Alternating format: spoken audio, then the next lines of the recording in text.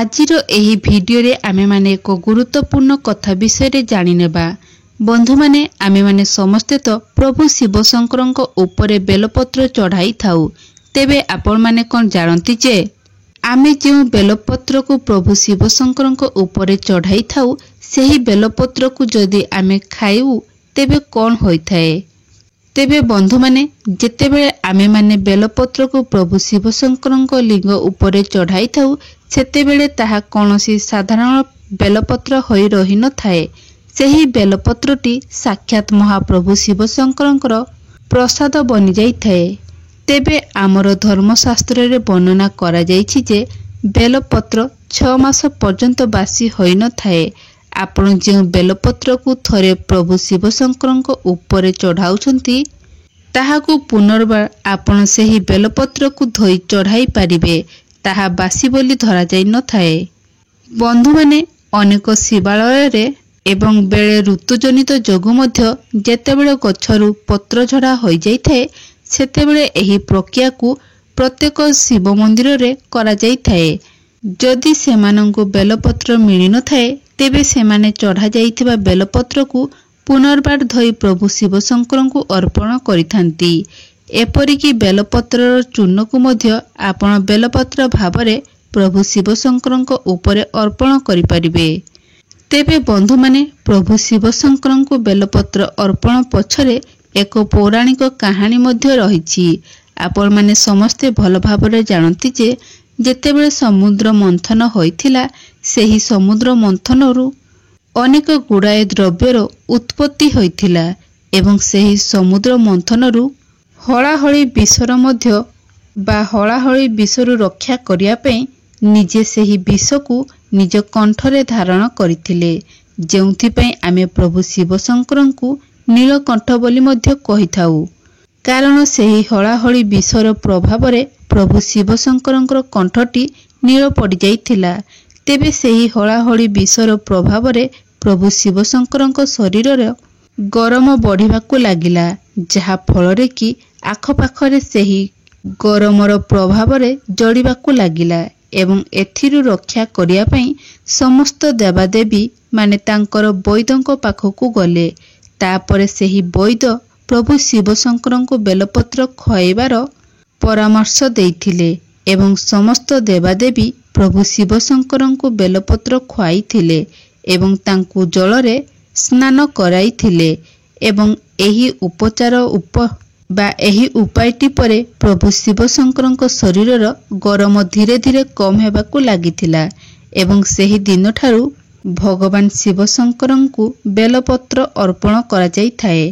तेबे आपण माने जेतेबेले प्रभु शिव शंकरंकु बेलपत्र अर्पण करूछंती बेलपत्र अर्पण करि सारिबा परे आपण निश्चय भाबरे प्रभु शिव शंकरंकु जल अर्पण करंतु।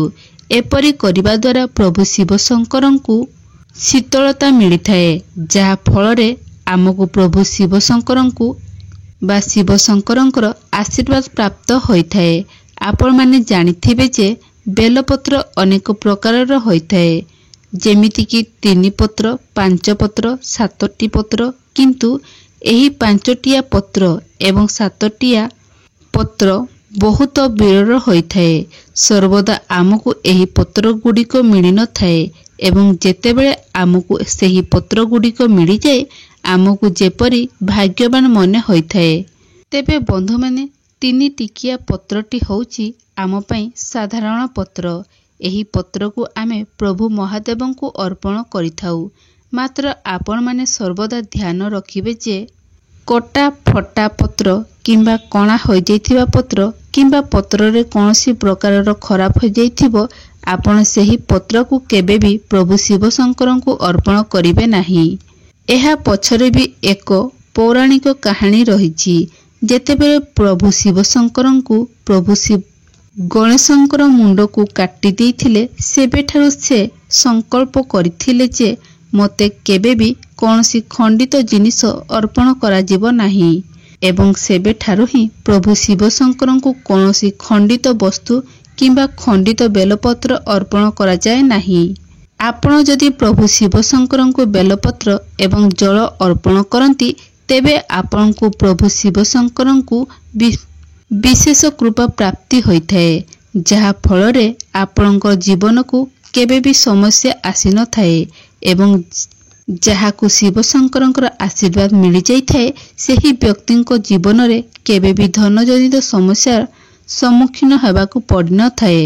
ଆପଣ ଯଦି ବେଲପତ୍ରକୁ ନିଜର ଆଲମାରୀ କିମ୍ବା ଟ୍ରେଜେରୀରେ କିମ୍ବା ଯେଉଁଠାରେ ଆପଣ ଧନ ସଞ୍ଚୟ କରି ରଖୁଛନ୍ତି ସେହି ଜାଗାରେ ରଖନ୍ତି, ତେବେ ଆପଣଙ୍କର ଉନ୍ନତି ହୋଇଥାଏ। ତେବେ ବନ୍ଧୁମାନେ, ଏହି ବେଲପତ୍ରକୁ ତୋଳିବାର ମଧ୍ୟ କିଛି ନିୟମ ରହିଛି।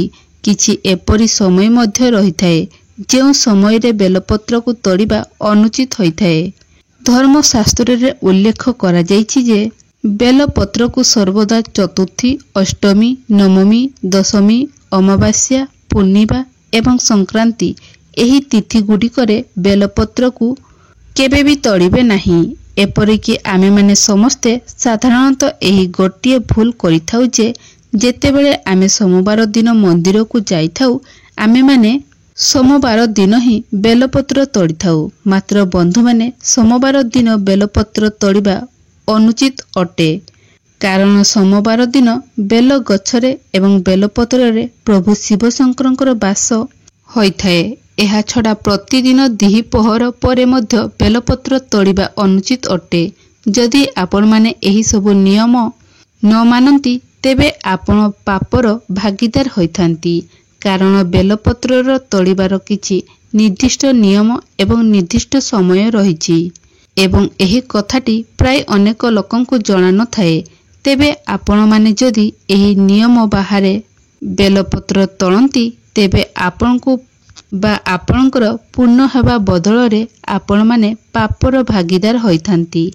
ତେବେ ବନ୍ଧୁମାନେ, ଏହି ବେଲପତ୍ରର ଉତ୍ପତ୍ତି କିପରି ହୋଇଥିଲା? ପୌରାଣିକ କଥା ଅନୁସାରେ ଥରେ ମାତା ପାର୍ବତୀଙ୍କର ଝାଳରୁ କିଛି ବୁନ୍ଦା ମନ୍ଦରାଚଳ ପର୍ବତ ଉପରେ ପଡ଼ିଥିଲା ଏବଂ ସେହି ଝାଳ ବୁନ୍ଦା ପଡ଼ିଥିବା ସ୍ଥାନରେ ଏକ ଗଛର ଉତ୍ପତ୍ତି ହୋଇଥିଲା, ଯାହାକୁ ଏବେ ଆମେମାନେ ବେଲଗଛ ନାମରେ ଜାଣିଛେ, ଯାହା ପରେ କି ସେହି ଗଛଟି ପୂଜନୀୟ ହୋଇଗଲାଣି। ତେବେ ଏବେ ଆସନ୍ତୁ ଜାଣିବା ବେଲପତ୍ର ଖାଇବାର ଫାଇଦା ବିଷୟରେ। ତେବେ ଆପଣମାନେ ଯେତେବେଳେ ପ୍ରଭୁ ଶିବ ଶଙ୍କରଙ୍କ ଉପରେ ବେଲପତ୍ର ଅର୍ପଣ କରୁଛନ୍ତି, ସେହି ବେଲପତ୍ରଟି କୌଣସି ସାଧାରଣ ବେଲପତ୍ର ହୋଇ ରହିନଥାଏ। ସେହି ବେଲପତ୍ରଟି ଭଗବାନ ଶିବ ଶଙ୍କରଙ୍କର ପ୍ରସାଦ ବନିଯାଇଥାଏ, ଯାହାକି ବଡ଼ ବଡ଼ ଅସାଧ ବେମାରୀକୁ ଦୂର କରିବାର ସମର୍ଥ ରଖିଥାଏ, ଯାହା ଆପଣଙ୍କ ଶରୀରର ଅନେକ କଷ୍ଟ ଏବଂ ଆପଣଙ୍କ ଜୀବନରେ ଚାଲିଥିବା ଅନେକ ଗୁଡ଼ାଏ ସମସ୍ୟାର ସମାଧାନ କରିବାର ସମର୍ଥ ରଖିଥାଏ।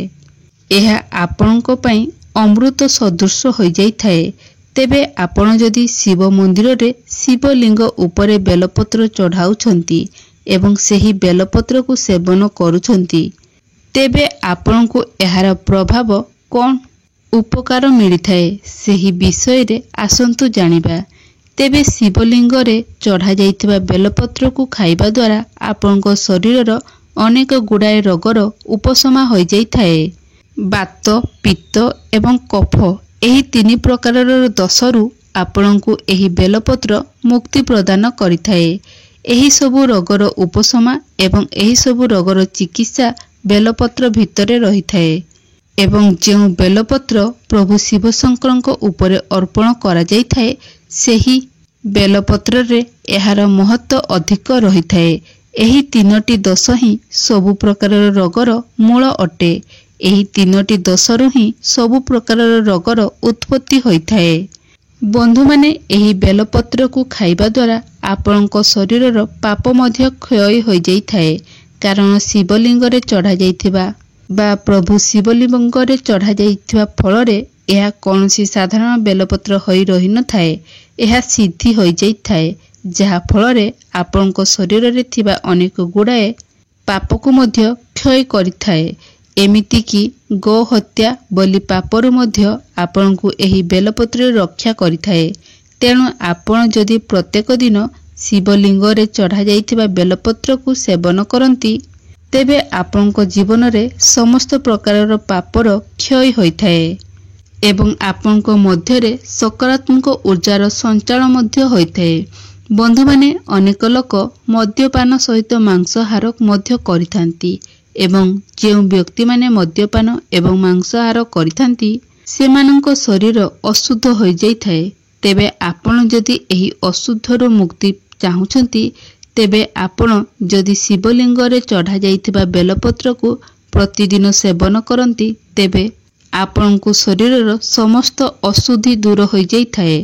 जदि आपण प्रत्येक दिन 5टी लेखाएं बेलपत्र सेवन करंती तेबे एहा आपणको शरीरर समस्त तामसिक गुण को नष्ट करि देई थाए एवं एहार आउ गोटिए फायदा होउची जदि आपण प्रत्येक दिन बेलपत्र खाइबा द्वारा आपणकर भाग्य बलशाली होई जाई थाए, दुर्भाग्य सौभाग्य रे परिणत होई जाई थाए, आपणको भाग्यर साथ मिली थाए।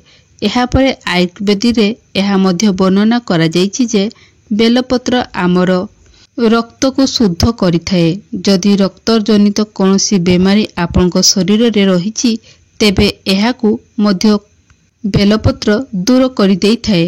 आपण जदि प्रत्येक दिन 5टी लेखाएं बेलपत्रर सेवन करती तेबे आपणकर रक्त संपूर्ण रूप से परिष्कार हो जाई थाए एवं आपणको शरीर रे रक्त संबंधी रोग गुड़िक मध्य दूर हो जाई थाए।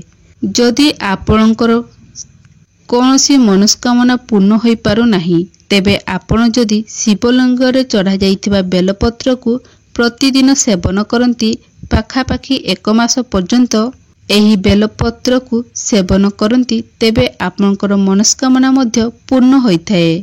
आपणकर इच्छार पूर्ति होइथाए। आपणकर मन शांत हो जाइथाए। आपणक मनर किंबा आपणक मनरे सकारात्मक चिंताधारा उत्पत्ति होइथाए। आपणकर मन भक्ति भाव भगवान को आड़को आकर्षित होइथाए। जदि 21 दिन पर्यंत आपण शिवलिंग रे चढ़ा जाइथिबा बेलपत्रर सेवन करती तेबे आपण निजर दुर्भाग्य को सौभाग्य रे परिणत करि पारिबे।